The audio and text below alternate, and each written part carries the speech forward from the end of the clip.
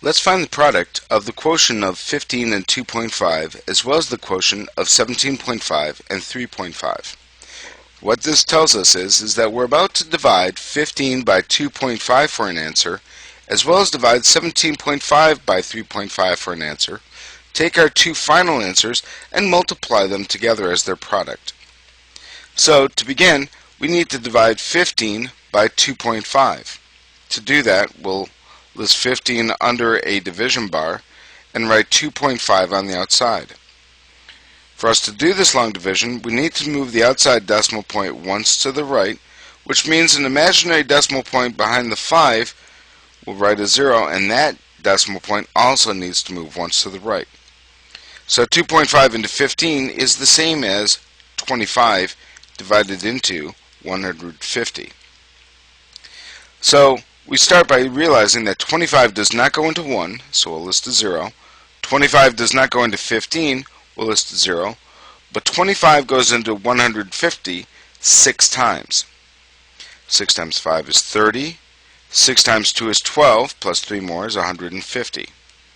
So, subtracting this, we get a remainder of 0, which tells us to stop. 15 divided by 2.5 becomes the final answer, 6. Let's now divide 17.5 by 3.5 in a similar way. So 17.5 underneath the division bar and 3.5 on the outside.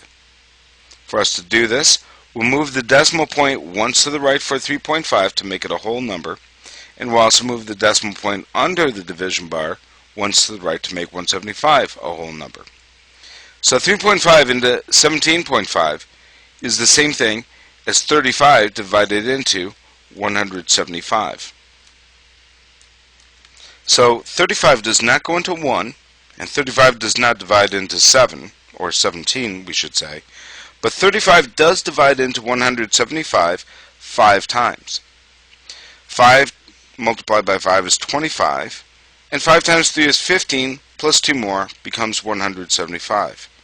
By subtracting, we get a remainder of 0, which tells us to stop. That means 17.5 divided by 3.5 becomes 5. Now, let's find the product of our two answers. The product between 6 multiplied by 5 certainly would become 30.